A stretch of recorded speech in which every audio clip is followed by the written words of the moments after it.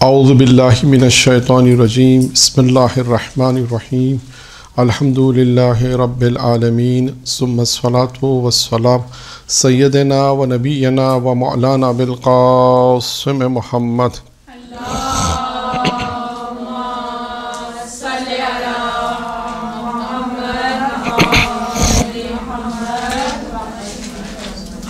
وآل بیت طیبین الطاہرین اما بعد۔ آج کا جو ہمارا عنوان ہے اور جو موضوع ہے وہ ہے دنیا اور آخرت میں خیر، یعنی انسان دنیا اور آخرت میں اگر خیر چاہتا ہے تو وہ کن کاموں کا انجام دے کہ اسے خیر حاصل ہو جائے۔ یہ عنوان میں نے خود تعین نہیں کیا بلکہ خود امیر المومنین علی بن ابی طالب علیہ الصلوۃ والسلام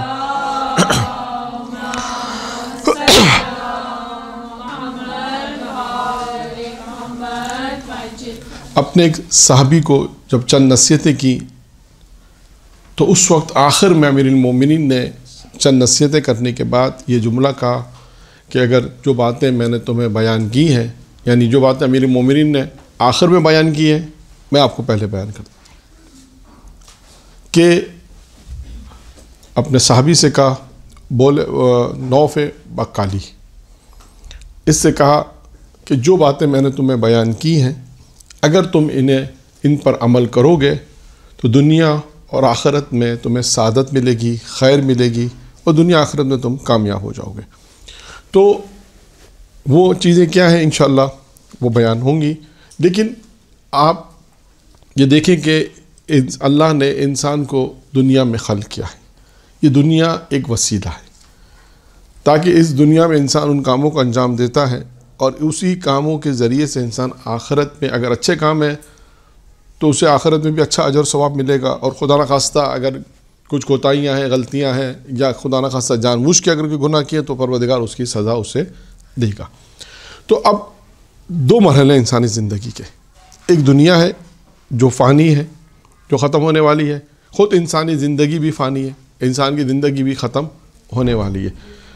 یہ زندگی انسان جب ہم دیکھتے ہیں تو کوئی 40 سال کی ہے، 50 سال کی ہے، 60 سال کی ہے، 30 سال کی بھی ہے، اس سے بھی کم ہے۔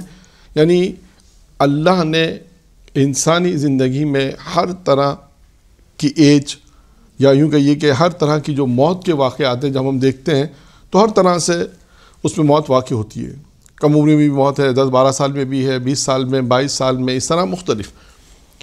تو یہ ایک دنیا ہے کہ جہاں اللہ نے انسان کو بھیجا ہے، اور اس کے بعد وہ دنیا جہاں اس دنیا میں اگر ہم کام کریں گے اچھے تو وہ دوسری دنیا جو ہے جس کا نام آخرت ہے، وہ ہمیں اجر و ثواب ملے گا۔ تو لہٰذا آپ دیکھتے ہیں کہ بہت سے عمل ہیں جو بیان کیے جاتے ہیں، بہت سی چیزیں ہیں جو اللہ کو اس دنیا میں پسند ہے۔ دیکھیں کتنا آج کے موضوع میں یا جتنا وقت ہے کتنا آ جاتا ہے میٹر، دنیا کے حوالے سے بھی جو باتیں ہوں گی یا آخرت کے حوالے سے۔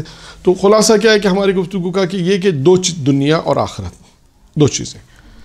اب سوال یہ پیدا ہوتا ہے کہ وہ کون سے کام ہیں کہ وہ دنیا میں بھی انسان کو مفید رہیں اور آخرت میں بھی مفید رہیں، یعنی فائدہ مند رہیں۔ انسان وہ کون سے کاموں کو انجام دے کہ جس کا فائدہ انسان کو دنیا میں بھی ہو اور آخرت میں بھی، کیونکہ دو ہی مقامات ہیں، اور دونوں ایسے کہ جہاں انسان چاہتا ہے کہ اچھی زندگی بسر کرے۔ وہ بعد والی زندگی جو آخرت کی، وہاں تو انسان چاہتا ہے کہ وہ آخرت کی زندگی جو ختم ہونے والی نہیں ہے وہ بھی انسان چاہے گا کہ وہ مفید رہے، فائدہ مند رہے، سعادت مند رہے۔ اسی طرح یہ دنیا جہاں خدا نے انسان کو بھیجا وہاں پہ بھی انسان۔ تو اب ہماری جو گفتگو ہے وہ امیر المومنین کے ان نصیحتوں پر ہے، کیونکہ نصیحت خود ایک موضوع ہے۔ قرآن مجید میں بھی آپ دیکھیں تو پروردگار عالم نے اپنے رسول کو جو مخاطب کیا سورہ نحل کے اندر کہ لوگوں کو اللہ کی طرف دعوت دو، تو حکمت کے ذریعے سے اور اچھی نصیحت کے ذریعے سے، موعظۃ الحسنہ یعنی اچھی نصیحت کے ذریعے سے تم اللہ کی طرف لوگوں کو بلاؤ۔ یعنی یہ نصیحتیں وہ ہیں جس سے انسان اللہ کی طرف جائے گا، ایک دنیا میں مفید، دو اور آخرت میں بھی خیر ہوگی، مفید رہے گا۔ تو یہ ہماری گفتگو رہے گی اس سلسلے میں کہ وہ کون سے اعمال ہیں کہ جو دنیا میں بھی مفید آخرت میں۔ اب آئیے وہ عمل ہم پہلا عمل بیان کر دیتے ہیں کہ پہلا عمل کیا ہے. امیر فرماتے ہیں اپنے ایک صحابی کو جو مسجد کوفہ میں بیٹھا ہوا تھا، امیر مومنین بیٹھے ہوئے تھے، وہ آیا اور آنے کے بعد اس صحابی نے کہا کہ مولا مجھے نصیحت فرمائے. تو امیر مومنین نے اسے نصیحت کی، اور پہلی نصیحت کیا کی؟ پہلی نصیحت اس نے یہ کی، امیر نے اس نے کہا جب مولا نصیحت کریں تو امیر نے فرمایا احسن یحسن الیک. یعنی کیا مطلب ہے کہ اچھائی کرو تاکہ تمہارے ساتھ بھی اچھائی ہو. ایک قانون کلی، دیکھیے ایک قانون کلی امیر المومنین نے بیان کیا. اگر دنیا میں خیر چاہتے ہو، آخرت میں خیر چاہتے ہو، تو قانون کلی جسے ہم کہتے ہیں نا، قانون کلی بنا. اگر تم چاہتے ہو تو تم اچھائی کرو تاکہ تمہارے ساتھ بھی اچھائی سکے. اور آپ ہر شخص یہ چاہتا ہے کہ لوگ میرے ساتھ اچھائی کریں، لوگ میرے ساتھ برے طریقے سے پیش نہ آئیں. ہر انسان چاہتا ہے کہ لوگ ادب سے بات کریں، تہذیب سے بات کریں، اچھے طریقے سے بات کریں. ہر انسان یہ چاہتا ہے، اور یہ بھی چاہتا ہے کہ میرے ساتھ لوگ نیکی بھی کریں، ہمدردی کریں، جسے ہم کہتے ہیں ہمدردی کرنا، نیکی کرنا. تو اب اس کا قانون کیا ہے؟ اس کا قانون امیر المومنین نے ارشاد فرمایا، اس کا قانون یہ ہے کہ اگر تم یہ چاہتے ہو کہ تمہارے ساتھ اچھائی کی جائے تو اس کا عمل کیا ہے کہ تم لوگوں کے ساتھ پہلے اچھائی کرو.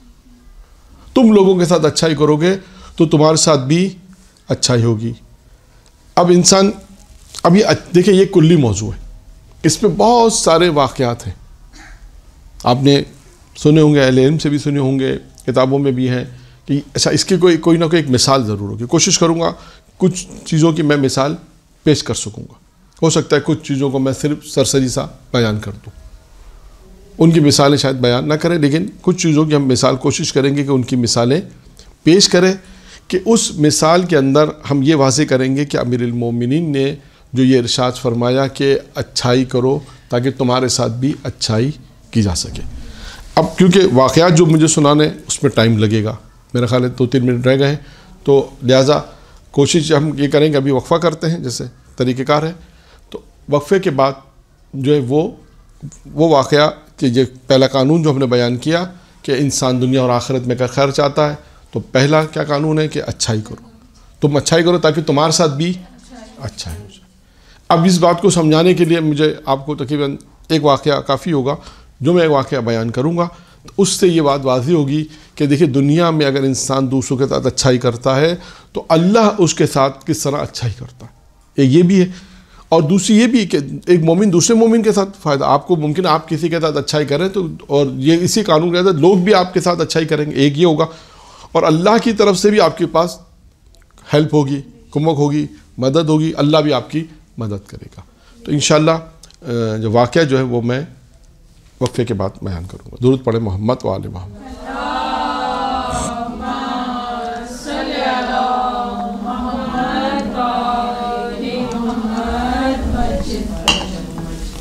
ہماری گفتگو امیر المومنین کے قول میں کہ امیر المومنین نے دنیا اور آخرت میں خیر ہونے کے کچھ اصول بیان کیے، کچھ نصیحتیں کہہ لیں وہ بیان کی کہ اگر تم چاہتے ہو دنیا اور آخرت میں خیر ہو، دنیا اور آخرت اچھی گزرے، تو تم ان نصیحتوں پہ عمل کرو. پہلی نصیحت کیا تھی امیر المومنین کی کہ تم یہ چاہتے ہو کہ تمہارے ساتھ اچھا ہے. اب اس کی مثال کیا ہے؟ اگر ہم مثال دیکھیں تو میں نے عرض کیا مثال آپ کے سامنے بہت ساری مثالیں ہیں.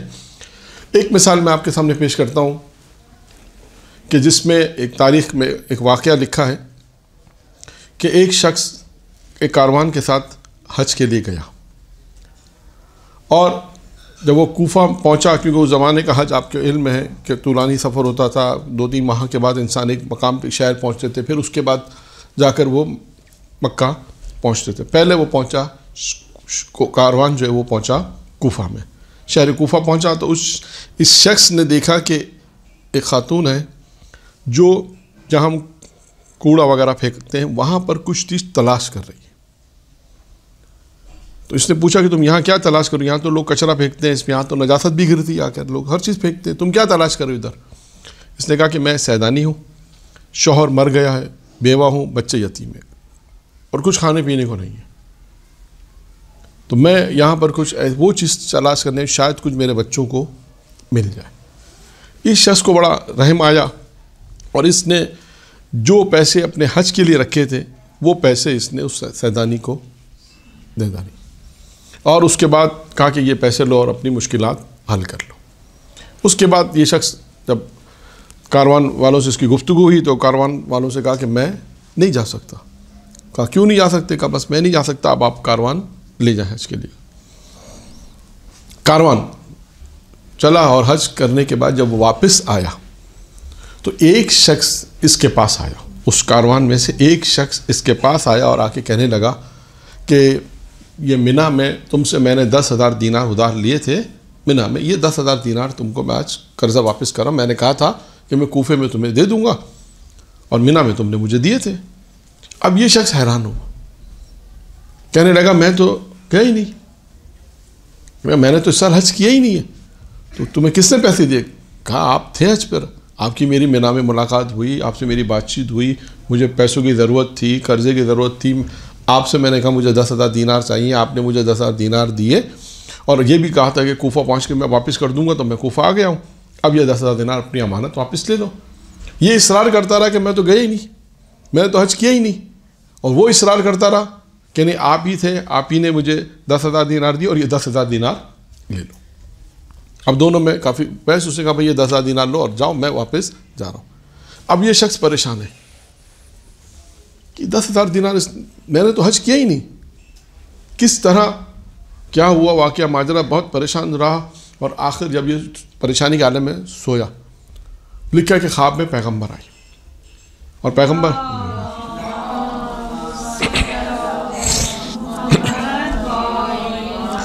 خواب میں اللہ کا رسول آیا، اللہ کے رسول نے اس سے کہا کہ ہاں تم نے حج نہیں کیا، لیکن تم نے میری بیٹی کے ساتھ جو نیکی کی، جو نیک عمل کیا تم نے میری بیٹی کے ساتھ، اللہ نے تمہاری شکل میں ایک فرشتے کو خلق کیا جس نے تمہاری نیابت میں حج کیا، اور یہ وہی فرشتہ جو انسانی شکل میں تھا، اسی نے ہی 10,000 دینار ادھار دیے تھے اس شخص کو جس نے تم کو لا کے واپس کیے ہیں، اور یہ اجر و ثواب جو تمہیں ملا یہ اس میری بیٹی کی مدد کرنے کے سلسلے میں ہے، اور جب تک تم زندہ ہو اللہ وہی فرشتہ تمہاری نیابت میں حج کرتا رہے گا۔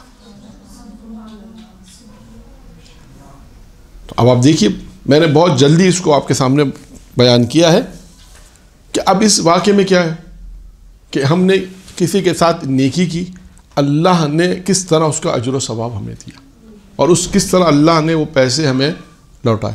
اور ہر شخص یہ چاہتا ہے کہ اس کے ساتھ نیکی ہو، ہر شخص یہ چاہتا ہے کہ اس کے ساتھ بھلائی ہو، تو اس کے پہلا قانون ہے کہ آپ نے بھی پہلے بھلائی کرنی ہے، اسٹیپ پہلے قدم آپ نے اٹھانا ہے۔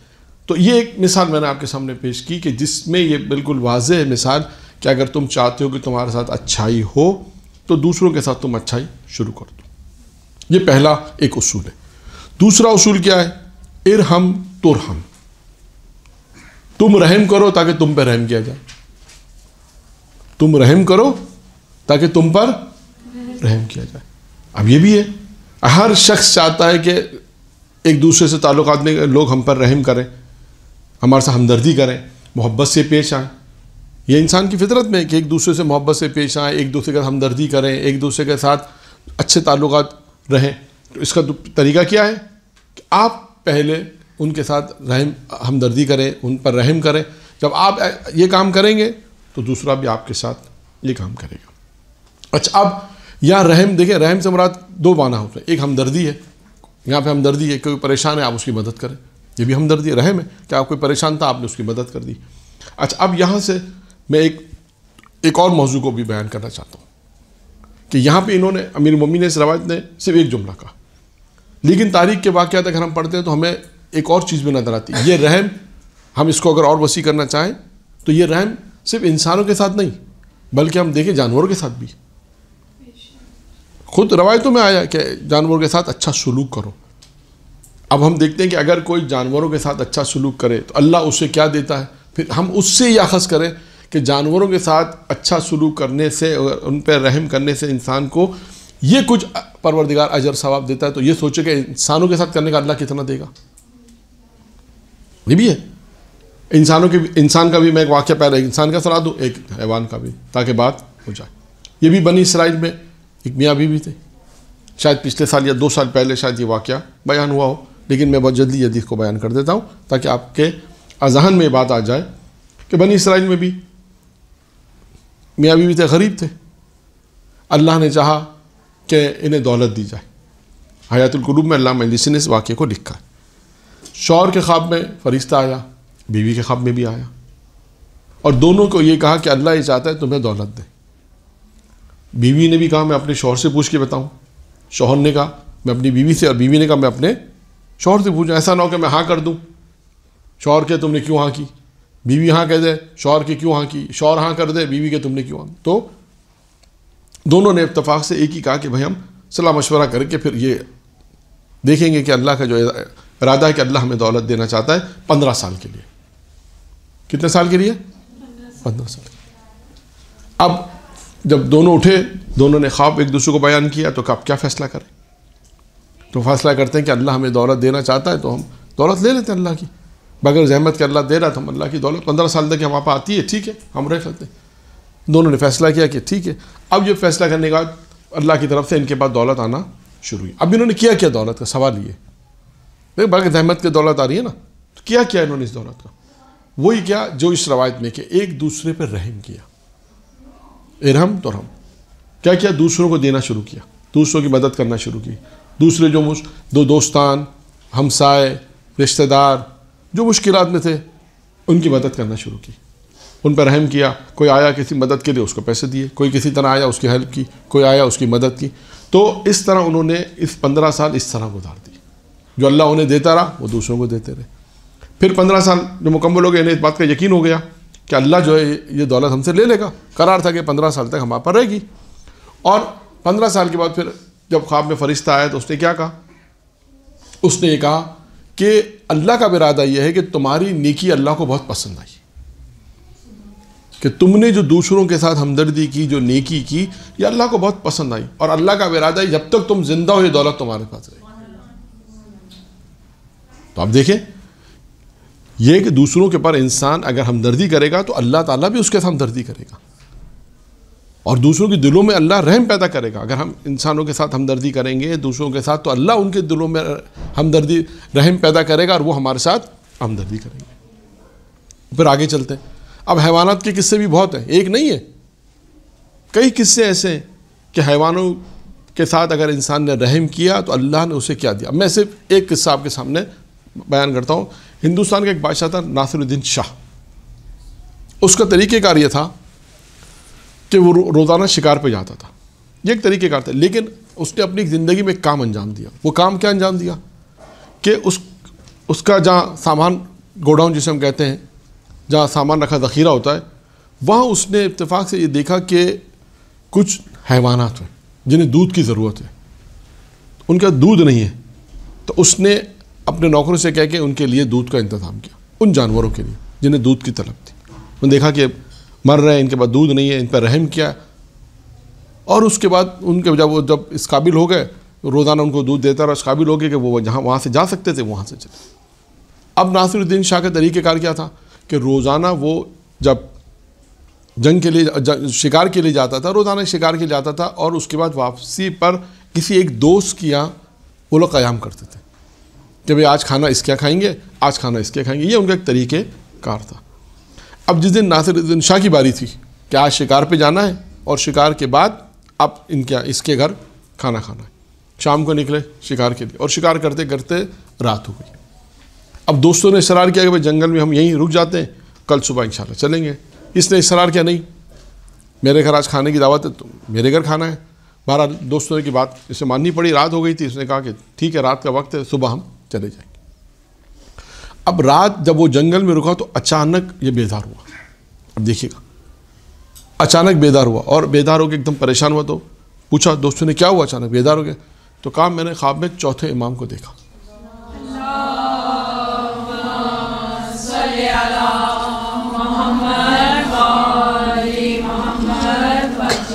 کہا میں نے چوتھے امام کو خواب میں دیکھا، اور انہوں نے کہا کہ دیکھو تم گھر جانا، تمہاری یہ بیوی ہے یہ تمہیں مارنا چاہتی ہے، یعنی اس نے کھانے میں زہر ملا دیا تھا، تم اسے طلاق دینا، جانا اور اسے طلاق دے دینا، ایک کام۔ اس کے بعد دوسرا کام یہ کہ اللہ تمہیں 40 دن کے بعد کربلا کی زیارت نصیب کرے گا۔ کیوں نصیب کرے گا؟ اس کی وجہ امام نے بتائی، اس لیے کہ تم نے جو جانوروں پہ رحم کیا وہ اللہ کو عمل بہت پسند آ گیا۔ کہتے ہیں کہ اللہ تمہیں 40 دن کے بعد کربلا کی زیارت نصیب کرے گا، تم کربلا جاؤ گے اور اس کے بعد وہ کربلا کیا اور اس کی کہتے ہیں اس کا انتقال بھی وہی ہو گیا۔ تو اب ہم دیکھتے ہیں ان واقعات کو پڑھنے کے بعد جب ہم دیکھتے ہیں اقوال معصومین کو تو اس کے مصداق یعنی اس کے واقعات کے جو نمونے جسے ہم کہہ سکتے ہیں وہ ہمیں تاریخ میں یوں نظر آتے ہیں کہ انسان اگر دوسروں پہ رحم کرے، دوسروں کے ساتھ ہمدردی کرے تو اللہ بھی ان کے دلوں میں ہمدردی کو پیدا کرے گا اور وہ بھی آپ کے ساتھ ہمدردی کریں گے اور وہ بھی آپ پر رحم کریں گے۔ تو امیر المومنین کی اس نصیحت کے اندر دوسری چیز کیا تھی؟ رحم۔ اگر تم چاہتے ہو تم آپ سے رحم ہو تو تم رحم کرو تاکہ تمہارے ساتھ بھی رحم ہو۔ تیسری چیز امیر فرماتے ہیں اچھی گفتگو کرو تاکہ لوگ تمہیں یاد رکھیں۔ لوگ انسانوں کو کیسے یاد رکھتے ہیں؟ ان کی نیکیوں سے، ان کی اچھی گفتگو سے۔ خدا نخواستہ ایسا بھی ہوتا ہے، آپ نے دیکھا اگر خدا نخواستہ ایسا ہوتا ہے کہ کوئی بہت برا ہوتا ہے تو لوگ اسے یاد نہیں کرتے، یا اس کے لیے تو بعض اوقات لوگ بددعا بھی کر دیتے ہیں کہ اللہ کرے وہ مر جائے، اللہ کرے اس پر یہ ہو جائے، ایسا انسان کبھی ہرگز نہ کرے۔ یعنی اگر امیر فرماتے ہیں کہ اچھی گفتگو کرو تاکہ تم یاد رہو، یعنی تمہیں لوگ یاد رکھیں گے تو اس کا ایک سبب کیا ہے؟ اچھی گفتگو۔ یعنی انسان اچھی گفتگو کرے گا، اچھی بات چیت کرے گا تو آج بھی دیکھیں بہت سے لوگ اپنے بزرگوں کو یاد کرتے ہیں کس عنوان سے؟ کہتے ہیں وہ کتنے اچھے تھے، کتنی اچھی ہماری تربیت کی، کتنی اچھی ان کی باتیں تھیں جو آج ہم کو یاد آتی ہیں۔ کہتے ہیں کتنی اچھی زندگی کے وہ اصول لے کے چلے گئے، کتنی اچھی باتیں وہ ہم کو بتا کے چلے گئے، تو ان اچھی باتوں کی وجہ سے وہ ہمیں یاد ہے۔ اور کتنے ایسے لوگ ہیں جن کو ہم لوگ یاد بھی نہیں کرتے۔ کیوں یاد نہیں کرتے؟ اس لیے انہوں نے کوئی اچھی بات کی نہیں۔ اگر اچھی بات کی ہوتی تو لوگ ان کو یاد رکھتے۔ یعنی امیر المومنین نے ایک اور اصول بیان کیا، اچھی گفتگو کرو، اچھی بات کرو تاکہ تم لوگ تمہیں یاد کریں۔ یعنی لوگوں کے یاد رکھنے کا ایک سبب کیا ہے؟ اچھی بات، اچھی گفتگو۔ آپ کہیں بیٹھے، کہیں اچھی گفتگو کی، کئی سالوں بعد ہو سکتا ہے 2 سال 3 سال بعد کہیں گفتگو ہو رہی ہو تو وہ آپ کو کسی عنوان سے یاد کریں گے، ہاں فلاں ذاکرہ نے، فلاں خطیبہ نے فلاں درس میں بہت اچھی بات کی تھی۔ وہ اچھی بات کی وجہ سے آپ ان کے ذہنوں میں ہوں گی، اچھی گفتگو کی وجہ سے۔ کوئی مثال آپ نے اچھی دی، کوئی اچھی روایت سنا دی، کوئی بھی اچھی چیز، وہ اچھی چیز، اچھی روایت، اچھی بات اس بات کا سبب ہوگا کہ انہوں نے آپ کو یاد رکھا۔ تو بس اس میں مثالیں میں نے کہا نا، کوئی مثالیں تو بہت ساری ہیں لیکن اس روایت کو آج مکمل بھی کرنا ہے کہ کتنی چیزیں امیر المومنین بیان فرمائی ہیں۔ اب آتے ہیں چوتھی چیز کیا ہے جو امیر نے فرمائی؟ وہ ہے غیبت سے پرہیز کرو۔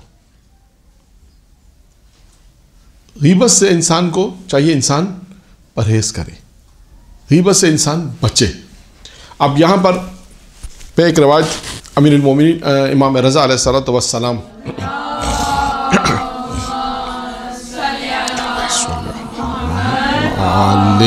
محمد کہ ایک روایت ہے کہ جو ان کے ایک صحابی ہیں جو بلکہ غلام ہیں، جو لوگ مشہد میں اعتراف کی زیارت پر گئے، خدا سب کو مشہد مقدس اور دیگر مقدس مقامات کی زیارت نصیب فرمائے، ان کے ایک غلام ہیں جن کا نام ہے ابا صلت حروی۔ وہ یہ نقل کرتے ہیں کہ امام رضا نے ان سے یہ نقل کیا کہ امام رضا ایک مرتبہ وہ کہتے ہیں کہ امام رضا نے یہ فرمایا کہ اللہ نے ایک نبی کو خواب میں 5 چیزیں دکھائیں۔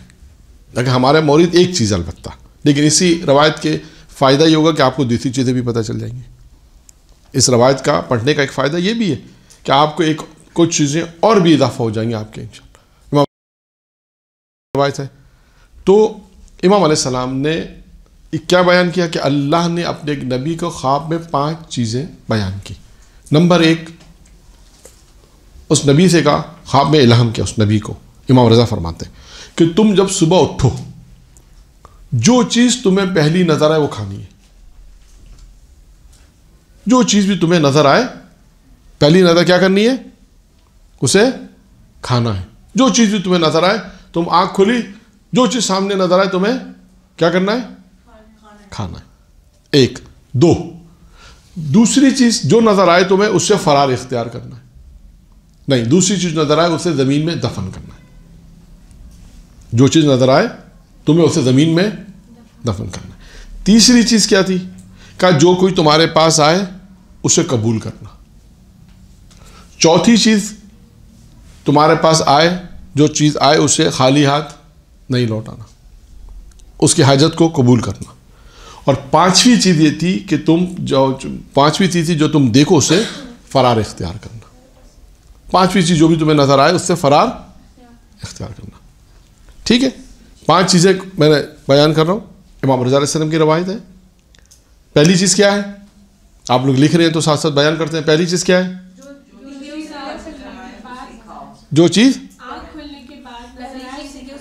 ہاں, جو چیز تمہیں نظر آئے, جب تم اٹھو جو اسے کیا کرنا ہے؟ کھانا. 1. 2 دفن. 3. 4 اس کی حاجت ہے, اس کا خالی ہاتھ مت لوٹاؤ. 5 فرار, جو چیز میں سے فرار. اللہ نے اپنے ایک نبی کو یہ 5 چیزوں کا حکم دیا. اب نبی خدا جو تھے اٹھے, اللہ کا حکم اٹھے, آنکھ کھلی, سب سے پہلا سامنے کیا نظر آیا؟ کیا نظر آیا؟ پہاڑ. کیا نظر آیا؟ پہاڑ. اب حکم خدا کیا ہے؟ کھانا. آپ اور ہم ہوتے تو کیا کہتے ہیں؟ نہیں, کیسے کھائیں گے تو بات کا مسئلہ ہے. یہ اللہ کو سمجھ میں نہیں آتا, اللہ نے حکم کیسے دے دیا کھانے کا؟ پتا ہے میں یہ کام نہیں کر سکتا. کھانا تو دور کی بات ہے, پہلا تو اس پہ اعتراض کریں گے. اب نبی خدا ہے, کہاں؟ پہاڑ ہے. کہا ٹھیک ہے, حکم خدا ہے, کھانا ہے. چلتے رہے چلتے رہے چلتے رہے, دیکھتے وہ کیا دیکھ رہے ہیں کہ جب جاتے رہے جا رہے ہیں پہاڑ تھوڑا کم ہوتا جا رہا ہے, اپنی مقدار سے, اپنے حجم سے, سائز میں کم ہوتا جا رہا ہے. جب بالکل پہاڑ کے قریب پہنچ گئے, بالکل قریب, دیکھا ایک نوالا بنا, اسے اٹھا کے. دوسرا حکم کیا تھا؟ نظر آئے اسے چھپانا. آگے گئے, کیا دیکھا؟ تشت میں سونے کے سکے نظر آئے. تشت میں سونے کے سکے. آپ اور ہم ہوتے تو کیا کرتے؟ اٹھا لیتے. دیکھتے کوئی دیکھ تو نہیں رہا, لیکن اللہ نے کیا حکم دیا تھا؟ اسے دفن کیا. اسے دفن کیا. جیسے آگے نکلے وہ تھال پھر زمین سے باہر آ گیا. کہ بھائی نہیں, یہ تو دوسرا ہو گیا کہ اس کو دفن کر لیا. پھر آگے نکلے, جب وہ آگے چلے تو پیچھے سے وہ جو تھال دفن کیا تھا وہ زمین سے باہر آ گیا. انہوں نے کہا اللہ نے کہا تھا دفن کرنا, میں نے دفن کر دیا. اب آگے چلے. آگے چلے, دیکھا ایک پرندہ آیا. ایک پرندہ آ کے کہنے لگا کہ میرا ایک بڑا پرندہ میرا شکار کر رہا ہے, تو آپ مجھے میری حفاظت کریں. اس کو لے لیا. تیسری چیز آتی اسے قبول کرو. اسے قبول کیا. پھر وہ پرندہ آ گیا جس پرندے کا شکار کر رہا تھا, وہ بھی آ گیا. اسے کہا کہ آپ نے میرا شکار رکھا ہے, آپ مجھے کچھ دیں یا میرا شکار واپس کریں. تو لکھا ہے کہ انہوں نے اپنی جسم کا گوشت یا کچھ چیز اسے بہرحال دی, جس سے وہ راضی ہو گیا. پھر اس کے بعد 5ویں چیز کیا تھی؟ فرار اختیار. جا کے کیا دیکھا کہ مردار پڑا ہوا ہے. کیا دیکھا؟ ایک مردار ہے. وہاں سے کیا کرنا تھا؟ فرار اختیار. وہاں سے فرار ہو گئے. یہ 5 حکم اللہ نے دیے, 5 حکم اللہ نے دیے, 5 پہ عمل کر لیا. اب کچھ سمجھ میں تو نہیں آیا. پھر دوسرے دن خواب میں امام رضا روایت نقل کرتے ہیں کہ اللہ نے اس نبی سے پوچھا کچھ سمجھ میں آیا؟ کہ نہیں سمجھ میں. جیسے آپ کی سمجھ میں بھی نہیں آیا, وہ نبی کی سمجھ میں بھی نہیں آیا تھا. نبی خدا تھے عورت, لیکن اللہ کی حکمت تھی, مصلحت تھی کہ کیا چیز اللہ اپنے نبی کو کیا بتانا چاہتا, کیا سکھانا چاہتا. دیکھیں بہت ساری چیزیں نا انبیاء کے ذریعے ہم تک پہنچی ہیں. اب آئیے امام رضا کی روایت کو مکمل کریں. اس میں اگرچہ میں نے عرض کیا شروع میں ہی کہ اس میں ایک چیز ہمارے موضوع سے مربوط ہے, لیکن میں نے اس روایت کو اس لیے بیان کیا کہ اس میں اور بھی چیزیں آپ کے علم میں انشاءاللہ اضافہ کریں گی. اب اللہ نے اس نبی سے کہا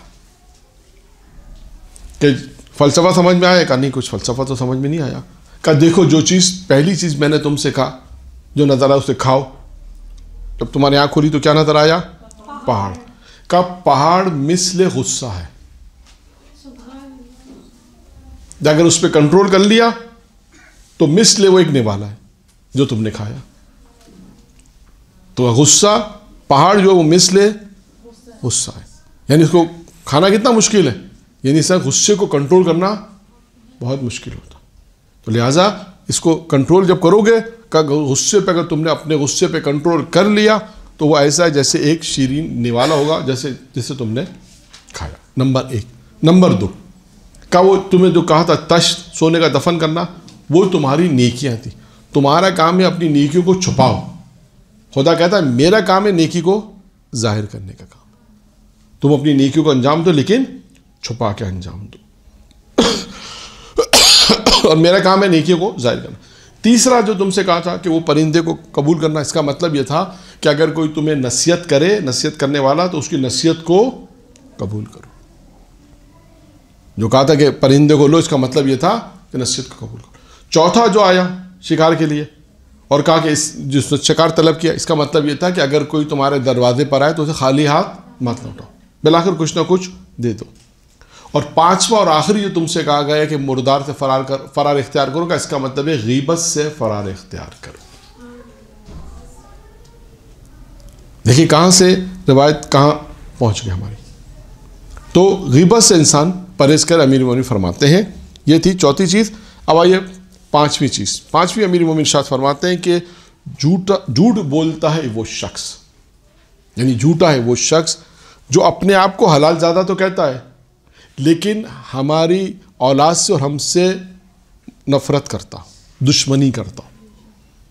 امام فرماتے ہیں کہ وہ جھوٹ بولتا ہے. کوئی جھوٹا ہے وہ شخص جو حلال زادہ ہے اس کے باوجود بھی ہماری اولاد سے اور ہم سے دشمنی کرے. اس کے بعد امام نے فرمایا چھٹی چیز، جھوٹ بولتا ہے وہ شخص. یہاں پر بھی وہی لفظ ہے، جھوٹ بولتا ہے، یعنی جھوٹا ہے وہ شخص کہ وہ گمان کرے کہ وہ حلال زادہ ہے. گمان کرتا ہے کس بات پر؟ کہ جبکہ وہ حلال زادہ ہے لیکن وہ فعل قبیح، جو عورت اور مرد کے درمیان جو فعل قبیح ہے وہ اس کو دوش رکھتا ہو، یعنی وہ فعل چاہتا ہے، خدا نخواستہ اس فعل کو انجام دینا چاہتا. وہ امام فرماتے ہیں، اس کو دوبارہ سنیں، جھوٹ بولتا ہے اور وہ گمان کرتا ہے کہ وہ کہتا ہے کہ میں حلال زادہ ہوں لیکن وہ فعل قبیح کو دوش رکھتا ہو، یعنی یہ چاہتا ہو کہ اس خدا نخواستہ اس فعل کو میں انجام دوں. اور دوسری چیز خدا، اور وہ شخص، دوبارہ وہی چیز ہے، یعنی وہ شخص خدا کی نافرمانی پر دن اور رات جسارت کرے. یعنی دو چیزیں اس روایت، اس ٹکڑے میں دعا کی، یعنی امام کی اس نصیحت میں دو ٹکڑے ہیں. یعنی وہ شخص جھوٹ بولتا ہے وہ شخص اور وہ گمان کرتا ہے کہ میں حلال زادہ ہوں، کہ میں حلال زادہ ہوں، لیکن کیا فرمایا کہ وہ شخص وہ عمل جو کبھی عمل ہے، فعل کبھی عمل ہے، اس کو دوش رکھے، چاہے کہ اس عمل کو انجام دے. اور اس کے بعد پھر کہے کہ خدا کی نافرمانی، اور خدا کی نافرمانی کرنے پر دن اور رات جسارت کرے وہ شخص. بات واضح ہو گئی؟ ٹھیک ہے. ساتویں چیز کیا ہے؟ امام نے فرمائی ساتویں چیز ہے کہ صلہ رحمی کرو. صلہ رحمی کرو تاکہ خدا تمہاری عمر کو زیادہ کرے. لیکن صلہ رحمی کرو تاکہ خدا تمہاری عمر کو زیادہ کرے. اب صلہ رحمی کے لیے یہاں پر ایک اور روایت ہے، مختصر اس روایت کو میں بیان کروں کہ جس میں یہ روایت پیغمبر سے، تو پیغمبر فرماتے ہیں کہ اللہ کو اس دنیا میں 6 چیزیں پسند ہیں. کتنی چیزیں؟ 6 چیزیں پسند ہیں. 2 قطرے، 2 قدم، 2 گھونٹ. 2 قطرے، 2 قدم، 2 گھونٹ. 2 قطرے کون سے ہیں؟ ہاں، خوف خدا میں توبہ، خوف خدا میں، رات کی تاریکی میں جو بندہ خدا کے سامنے دعا کرے، گڑ گڑائے، روئے، وہ جو آنسو جو گرتا ہے زمین پر، پہلا قطرہ جو زمین پر گرتا ہے، اللہ پیغمبر فرماتے ہیں اللہ کو اس دنیا میں وہ قطرہ بہت پسند ہے. دوسرا قطرہ کون سا ہے؟ شہید کے خون کا پہلا قطرہ جو زمین پہ گرتا ہے. یہ 2 قطرے ہیں اللہ کو اس دنیا میں پسند ہیں. 2 قدم. ہاں، ایک وہ قدم جو صلہ رحمی کے لیے پڑتا، ہمارا موضوع صلہ رحمی ہے، جس کے لیے میں نے اس روایت کو بھی بیان کیا کہ وہ قدم جو انسان اس نیت سے گھر سے نکلے کہ ٹھیک ہے میری غلطی نہیں ہے، کوئی مسئلہ نہیں ہے، میں ان سے جا کے ایکسکیوز کر لوں. صلہ رحمی کے لیے جو قدم انسان اپنے گھر سے باہر نکالتا ہے، اللہ کو اس دنیا میں بہت پسند ہے. اور دوسرا قدم کون سا ہے؟ مسجد کی طرف قدم بڑھانے والا. جو وہ قدم جو انسان مسجد کے لیے اپنے گھر سے جب نماز کے نکلتا ہے، کہتے ہیں اس دنیا میں یہ قدم اللہ کو بہت پسند ہے. 2 گھونٹ، کون سے گھونٹ ہیں؟ صبر کا اور غصے کا گھونٹ. اور دیکھیں غصے کا گھونٹ، غصے ہم ابھی غصہ پہ بحث کر چکے ہیں. پہاڑ والی مثال میں غصہ تھا، اور یہاں پہ پھر وہ روایت ایک اور آئی کہ اگر انسان مصیبت کے وقت اگر انسان صبر کرے گا تو اللہ کو اس دنیا میں اس صبر کا گھونٹ بہت پسند ہے. اور غصے کا گھونٹ کہ انسان غصہ آ رہا ہے، انسان کوشش کرے، تحمل کرے کہ غصے کو پی جائے. جیسے ہم بچوں سے سوالات کرتے ہیں نا کوئز میں، کیا سوال کرتے ہیں؟ کیا سوال کرتے ہیں کہ وہ کون سی حرام چیز ہے جس کا پینا جائز ہے؟ غصہ حرام ہے کہتے ہیں نا، لیکن اس کا پینا جائز ہے. ایک سوال بھی ہو جاتا ہے اور بچوں کا پیغام بھی. تو اب اس روایت میں اللہ کے رسول نے 6 چیزوں کو بیان کیا. 2 چیزیں ہمارے مورد سے غصہ بھی آ گیا، اور 2 قدم میں ایک قدم آ گیا صلہ رحمی. دیکھیں صلہ رحمی کے بہت سے فوائد ہیں. موضوع صلہ رحمی نہیں ہے، لیکن امیر المومنین کا صلہ رحمی کرو. اس کی امیر المومنین نے اس کی وجہ بھی آپ کے سامنے بیان کی تاکہ خدا تمہاری عمر میں اضافہ کرے. اچھا دوسری طرف بھی میں بیان کر دوں، چلیں اس کے بھی واقعات ہیں، روایتیں موجود ہیں کہ انسان اگر صلہ رحمی کرے گا تو اس کی عمر میں اضافہ ہو. دوسری طرف بھی بیان کر دوں کہ اگر خدا نخواستہ قطع رحمی کرتا ہے، جو خونی رشتہ دار جن سے صلہ رحمی واجب ہے، اگر قطع رحمی کرتا ہے تو انسان کی زندگی کم بھی ہو جاتی ہے. یہ بھی ہے، یہ صرف نہیں ہے کہ انسان اگر کر رہا ہے تو اس کی عمر بڑھ رہی ہے، یہ تو ایک طرف ہے روایت. دوسری طرف یہ بھی ہے کہ اگر اس پہ واجب تھا صلہ رحمی کرنا، اس نے قطع رحمی کی خونی رشتہ داروں کے ساتھ، جہاں صلہ رحمی واجب تو اس نے انجام نہیں دیا، تو اس کی عمر میں کوتاہی بھی ہو سکتی ہے، یعنی اس کی عمر کم بھی ہو سکتی ہے. یہ بھی روایت میں بیان کیا گیا ہے. اب آئیے کتنے پوائنٹس ہو گئے؟ 7. 8واں کیا ہے؟ امیر مومنین فرماتے ہیں اپنے اخلاق کو اچھا رکھو تاکہ خدا تمہارا حساب آسان کر سکے. دیکھیں یہ ہمیشہ جب بھی گفتگو آتی ہے ان موضوعات پر، اخلاق کے اوپر، تو بہت سی باتیں ریپیٹ بھی ہوتی ہیں، تکرار ہوتی ہیں. پچھلے سال، اس سے پچھلے سال، اس سے پچھلے سال، ممکن ہے کچھ واقعات یہاں پہ اہل علم آتے ہیں، مولانا آتے ہیں، واقعات کی تکرار بھی ہوتی ہے. تو ہمارا یہ فرض ہے کہ اخلاق کو اچھا رکھیں.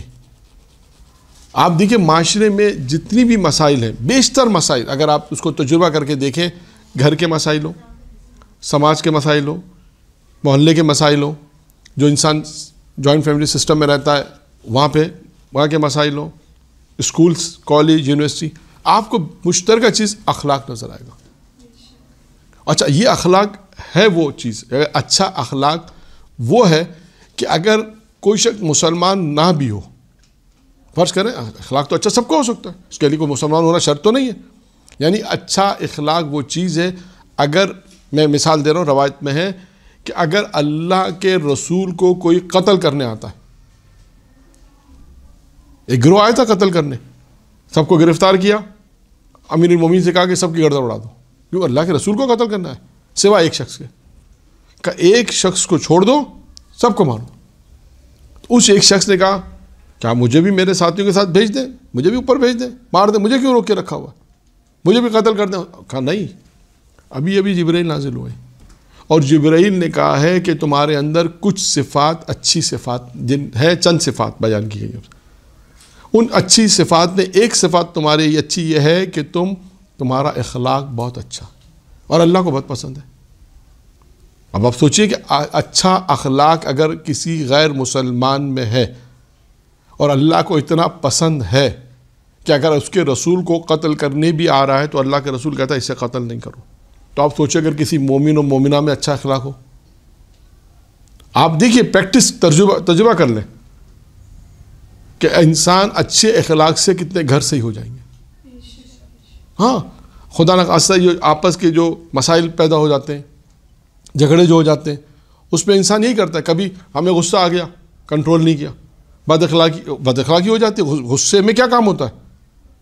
بد اخلاقی ہو جاتی ہے, اور بد اخلاقی کے نتیجے میں کیا ہوتا ہے؟ جھگڑا, اور جھگڑے کے نتیجے میں کیا ہوتا ہے؟ رشتہ داریاں ٹوٹ جاتی ہیں, اور وہ پھر وہ رشتہ داریاں خدا نہ خواستہ بڑوں سے چلتی ہوئی آتی ہیں, پھر وہ خدا نہ خواستہ وہ بڑوں سے نسل در نسل بچوں میں, پھر اس کے بعد چھوٹی سی بات ہوتی ہے, بہت چھوٹی سی بات ہے.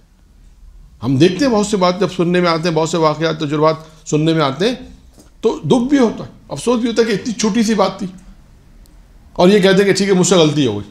یہ ایک ہی جملہ درگزر کا مطلب کیا ہے؟ معاف. کیا ہے یہی معاف ہے کہ درگزر کر دینا, ٹھیک ہے غلطی ہو گئی. انسان ایک تو یہ کام کرو, اپنا اخلاق کو اچھا رکھے بچوں کے ساتھ, بچوں کا بڑوں کے ساتھ. اچھا ہمارے یہاں ایک ہے کہ بعض اوقات لوگ کہتے ہیں بچوں کا اخلاق اچھا ہونا چاہیے, کہ بڑوں کا نہیں ہونا چاہیے. بھائی بڑوں کا بھی بچوں کے ساتھ, آج کل تو زیادہ اس بات کو بچے زیادہ نوٹ کرتے ہیں.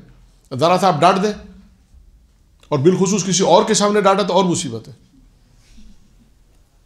اپنی انسلٹ محسوس کرتے ہیں, آپ نے میرے دوستوں کے سامنے کیوں ڈانٹا, فلاں کے سامنے کیوں ڈانٹا. اگر آپ کو ڈانٹنا ہی تھا آپ اکیلے میں ڈانٹ دیتے تو اور زیادہ انسلٹ محسوس کرتے ہیں.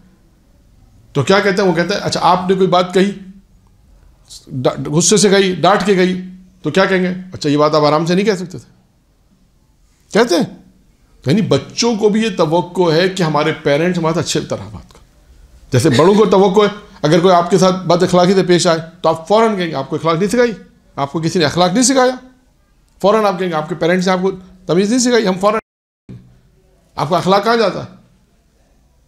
بالکل اسی طرح کہ بڑوں کو بھی چاہیے کہ وہ بھی بچوں کے ساتھ اچھے طریقے سے پیش آئیں. جیسے بڑوں کی یہ خواہش ہے کہ بچے اچھے اخلاق سے ہو, تو بچوں کو بھی یہ خواہش ہے کہ پیرنٹ جو ہے وہ بھی ہمارے ساتھ اچھے طریقے سے بات کرے. اس طرح استاد و شاگرد کو لے لیں, ہر جگہ یہ آپ کو چیز نظر آئے گی کہ انسان کا اخلاق اچھا ہونا چاہیے. اب موضوع کیونکہ اخلاق نہیں ہے, ورنہ میں نے عرض کیا کہ ہر موضوع ایسا ہے کہ جس کے اوپر بحث کی جا سکتی ہے, اور موضوع سارے ایسے ہیں کہ امیر المومنین کی نصیحت نہیں ہے, یہ وہ نصیحتیں ہیں کہ جس میں نے عرض کیا کہ دنیا اور آخرت میں خیر ہے.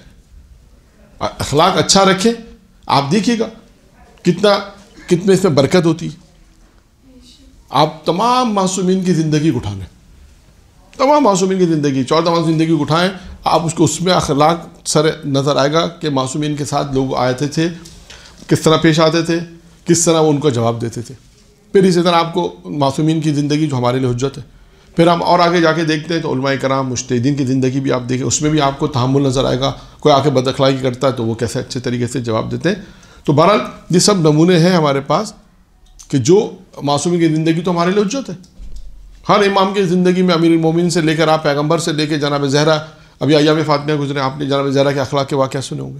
اسی طرح آپ نے جو ایام آتے جاتے ہیں ان ایام کے حساب سے گفتگو ہوتی ہے تو اس میں تمام چیزیں بیان ہوتی ہیں. تو اسی طرح تو اچھا اخلاق رکھیں تاکہ اچھا اس کا فائدہ بھی کیا ہے, دیکھیں فائدہ بھی بیان ہو رہا ہے ساتھ ساتھ. امیر فرماتے ہیں اچھا اخلاق رکھو, کیوں؟ تاکہ تمہارا حساب پروردگار جو حساب لے گا نا وہ آسانی سے ہو جائے. حساب میں آسانی ہے. پچھلی جملے میں بھی آیا فائدہ, صلہ رحمی کا فائدہ کیا آیا؟ عمر میں اضافہ. یہاں امیر فرما رہے ہیں اچھا اخلاق رکھو. کیا فائدہ ہوگا اچھے اخلاق کا؟ اچھے اخلاق کا فائدہ ہے کہ اللہ جب تم سے حساب کرے گا نا تو وہ آسانی کے ذریعے کرے گا. اچھا اب میں اس واقعے کو بھی پورا کر دوں. جب پیغمبر اسلام کے بعد جو شخص جس کو چھوڑا, جب اللہ کے رسول نے اس سے کہا تمہارا اخلاق اچھا ہے, تو اس نے کہا کہ ہاں آپ کا جو جبرائیل نے آپ کو پیغام دیا, انہوں نے کہا مجھے جبرائیل نے کہا اور اللہ نے کہا. تو کہا آپ کا اللہ بالکل صحیح کہتا ہے, میرا اخلاق اچھا ہے. اور بھی صفت بیان کی, شجاع تھا اور بھی اس کے اندر صفت اچھی تھی, سخی تھا, شجاع تھا, اور بھی مختلف صفتیں اس نے بیان کی مختلف روایتوں میں مختلف چیزیں. اس کے بعد وہ شخص مسلمان ہو جاتا. یہ نتیجہ ہے. یعنی ایک نتیجہ اور کیا ملا ہمیں کہ اچھا اخلاق ہونے کا اس کو فائدہ کیا ملا کہ وہ مسلمان ہو گئے. یہاں پہ ایک فائدہ امیر المومنین بیان کر رہے ہیں کہ مرنے کے بعد اللہ جب حساب کتاب کرے گا, تو ہم نے سنا نا حساب کتاب اللہ بڑا سخت کرتا ہے, لیکن امیر فرماتے ہیں اگر دنیا میں تمہارا اخلاق اچھا ہوا تو حساب کتاب میں اللہ تمہارے ساتھ آسانی کرے گا. پھر آگے چلتے ہیں پھر امیر المومنین فرماتے ہیں اگر تم چاہتے ہو کہ روز محشر میرے ساتھ رہو، کسے کہہ رہے ہیں؟ اپنے صحابی سے، نوف سے کہتا ہے اگر تم چاہتے ہو کہ روز محشر میرے ساتھ رہو، یعنی ہر آدمی چاہے گا معصوم کے ساتھ رہے، تو کہا کہ ہرگز ظالموں کا ساتھ مت دینا، ظالموں کا ساتھ مت دینا۔ اور آپ کو یہاں پر میں امام موسیٰ کاظم علیہ الصلاۃ والسلام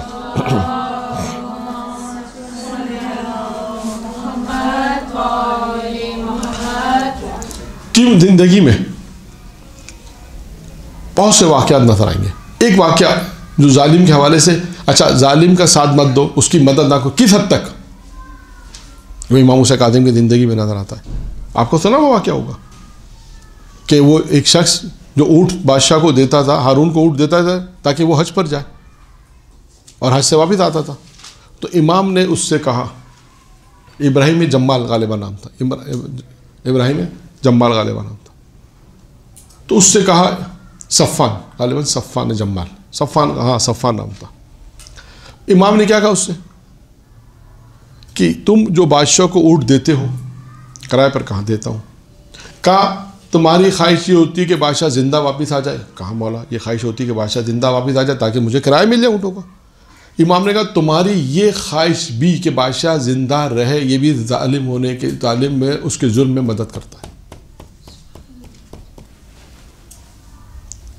اب دیکھیں نا، امام نے فرمایا ہرگز ظالموں کی مدد نہ کرو، اگر تم میرے ساتھ محشور ہونا چاہتے ہو روز قیامت میں تو ظالموں کی مدد نہ کرو۔ تو اب اس سے کیا مراد ہے ظالم؟ یعنی کس حد تک امام نے، یہ بھی مثال امام کی زندگی میں نہیں، اس حد تک ہم اس کی کوئی مدد نہیں کر رہے، کوئی اس کو ہم چیز نہیں دے رہے ظالم کو، لیکن صرف ہم یہ خواہش کرتے ہیں۔ امام نے کہا کہ تم اگر یہ خواہش رکھتے ہو کہ وہ ظالم زندہ واپس آ جائے تاکہ تمہیں پیسے ملیں، تمہارے یہ خواہش بھی اس کے ظلم میں، وہ جو ظلم کر رہا ہے اس میں تم شامل ہو۔ بس اس سے اندازہ کریں کہ خدا نہ خواستہ ہم کسی کے ساتھ، اچھا اب یہ بات جو ظلم کی آ گئی، یہ ہم یہ سمجھتے ہیں کہ ہم باہر سمجھتے ہیں ظلم ہوتا ہے۔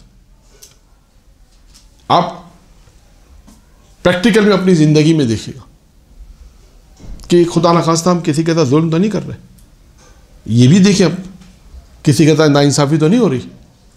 یہ انسان اپنی زندگی میں بھی، پریکٹیکل زندگی میں بھی دیکھے، یہ نہیں سوچے کہ ظلم تو دوسرے لوگ کرتے ہیں، کسی کو مارنا ہی ظلم ہے۔ نہیں، ہو سکتا ہے کہ خدا نہ خواستہ ہم آپس میں کوئی ایسا کسی کے حقوق ہے اس کو ادا نہیں کر رہے، یہ بھی ظلم ہے کہ بہت ساری چیزیں جو ہم پہ واجب ہے ہم اس کو ادا نہ کریں، یا یعنی ہم جو جس معاشرے اور سماج میں رہتے ہیں، جہاں ہم زندگی گزار رہے ہیں، وہاں ایسا تو نہیں ہم کسی کے ساتھ ظلم کر رہے ہو۔ یہ انسان خود چیک کرے گا، ایسا نہ ہو کہ ہم کسی کے ساتھ ظلم کریں۔ امام نے فرمایا ظالم کی مدد نہیں کرنا، ہرگز ظالم۔ اب انسان خود فیصلہ کر لے، اپنی زندگی کو چیک کرے، اپنی زندگی میں دیکھے کہ میرے کسی عمل سے ایسا تو نہیں ہو رہا کہ کسی ظالم کی مدد ہو رہی ہے، یا میں خود خدا نہ خواستہ، یعنی انہوں نے کہا کہ ظالم کی مدد نہ کرے۔ سوچیں آپ، کوئی اگر خود ظلم کرے تو وہ تو بہت آگے نکل گیا نا۔ اگر خدا نہ خواستہ کوئی ظالم ہے، ہم اس کی، امام کہتے ہیں اس کی بھی مدد نہ کرو۔ اب آپ سوچیں کہ ہم کسی پہ ظلم کریں تو ہم تو خود ظالم بن جائیں گے۔ تو اب آپ نے یہ دیکھنا ہے اپنی زندگی میں، اپنے معاشرے میں، اپنے سماج میں، پریکٹیکلی لائف میں بھی، کہ ایسا تو نہیں کہ ہم کسی پہ ظلم کر رہے ہو، یہ آپ نے خود چیک کرنا ہے۔ خدا نہ خواستہ ایسا ہو کہ ہم ظالم بن جائیں، جبکہ امام یہاں پہ کیا کہہ رہے ہیں کہ ظالموں کی مدد نہ کرو، اگر تم میرے ساتھ محشور ہونا چاہتے ہو تو ظالم کی مدد نہ کرو۔ پھر آگے کہتے ہیں اپنے صحابی سے کہتے ہیں کہ جو کوئی بھی ہم سے محبت کرے گا وہ روز قیامت ہمارے ساتھ ہوگا، جو کوئی بھی ہم سے محبت کرے گا وہ روز قیامت میں ہمارے ساتھ محشور ہوگا۔ پھر امام نے آگے فرمایا کہ اگر کوئی پتھر سے محبت کرتا ہے تو اس کے ساتھ محشور ہوگا۔ یعنی امام نے ایک مثال کے طور پہ کہا اگر کوئی شخص پتھر سے محبت کرتا ہے تو وہ پتھر کے ساتھ محشور ہوگا۔ یعنی امام نے ایک اور پیغام دیا، ہر نصیحت کے ایک جملہ میں نے عرض کیا، آپ دیکھیں کہ وہ جملہ ہے کہ جس میں امام نے کتنی، یہ سارے موضوع میں نے عرض کیا کہ ایسے ہیں جس پہ گفتگو ہو سکتی ہے۔ صرف میں آج کی اس حد تک اس پوری روایت کو 10 11 12 چیزیں ہیں کہ ہم اس کو ایک مکمل کر لیں۔ کہاں تک پہنچے، کتنے پوائنٹس ہو گئے؟ ہاں لاسٹ 10واں کیا ہے؟ جو کوئی بھی ہم سے محبت وہ ہمارے ساتھ محشور ہوگا. پھر اس کے بعد امام نے فرمایا اگر اس کے بعد پھر مثال دی کہ اگر کوئی پتھر سے محبت کرے گا تو محشور ہوگا. پھر اس کے بعد امام نے فرمایا،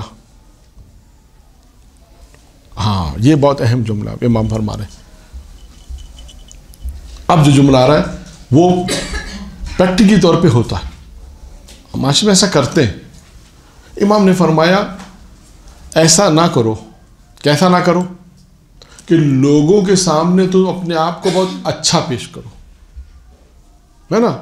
ہم تو بہت متقی ہیں، بہت پرہیزگار ہیں، نماز شب پڑھتے ہیں، مستحب روزے بھی رکھتے ہیں سب. امام نے فرمایا ایسا نہ کرو. کیسا نہ کرو؟ فرمایا کہ لوگوں کے سامنے تو اپنے آپ کو اچھا دکھاؤ اور باطن میں پیچھے اللہ کی نافرمانی کرو. ایسا نہ کرو. اب آپ دیکھیں یہ جملہ کیا ہے کہ کیسا ہوتا ہے. بعض اوقات انسان ظاہری طور پر اپنے آپ کو بہت ظاہر کرتا ہے، بہت متقی ہوں، بہت پرہیزگار ہوں، بہت نمازیں پڑھتے ہیں، بہت روزہ رکھتے ہیں. لوگ ظاہر کیا مولانا زبردست ہے، بہت اپنے آپ کو اتنا ہم ظاہر کریں ایسا کہ ہم اچھے ہیں، لیکن باطن میں یعنی ہم باطن میں کیا کر رہے ہیں؟ اللہ کے حکم کی نافرمانی کریں. امام کہتے ہیں ہرگز ایسا کام مت کرو کہ ظاہر بہت اچھا ہو اور باطن تمہارا خراب ہو. اچھا ایسا کرو گے تو کیا ہوگا؟ پھر سوال آتا ہے اگر ایسا کیا تو پھر کیا ہوگا؟ اب امام نے فرمایا جب تم روز قیامت اللہ سے ملاقات کرو گے تو اللہ تمہیں رسوا کرے گا اگر تم نے ایسا کیا. دیکھا امام علی علیہ السلام نے نتیجہ بھی ساتھ ساتھ دیا. اگر تم نے ایسا کیا، کیسا کیا؟ کہ اپنے آپ کو بہت اچھا شو کیا. آج کے اسلام میں بہت اچھا اپنے آپ کو دکھایا کہ میں آج کے اسلام میں اسے کہتے ہیں بہت اسمارٹ ہوں.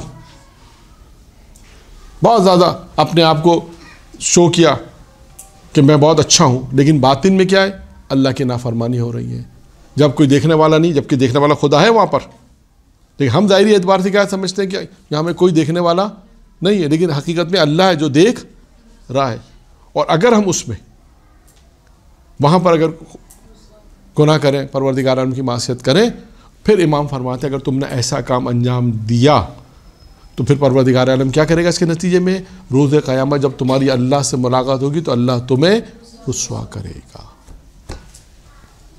یہ 11 نصیحتیں تھیں امیر المومنین کی، جو امیر المومنین نے 11 نکات بیان کیے ہیں. 11 نصیحتیں سمجھ لیں، 11 اصول سمجھ لیں زندگی گزارنے کے. جو آپ اس کو عنوان دینا چاہیں آپ عنوان دے سکتی ہیں کہ امام پھر اس کے بعد امیر المومنین آخر میں جو جملہ جو میں نے آپ کو پہلے بیان کر دیا. امیر المومنین نے کہا کہ جو باتیں میں نے تم سے کہی ہیں، جو باتیں میں نے تمہیں بتائی ہیں، تم اس پر اگر عمل کرو گے تو دنیا اور آخرت کی تمہیں سعادت نصیب ہوگی. دنیا اور آخرت تمہارے لیے خیر ہے. خیر وہی ہے اچھا، سعادت، خوش نصیبی. یہ انسان کے لیے کہ انسان اگر چاہتا ہے کہ دنیا میں اور آخرت میں خیر چاہتا ہے تو امیر المومنین کی 11 نصیحتوں پر عمل کرے گا تو انشاءاللہ تعالی پروردگار عالم اسے دنیا اور آخرت میں خیر نصیب کرے گا. درود پڑھے محمد و آل محمد.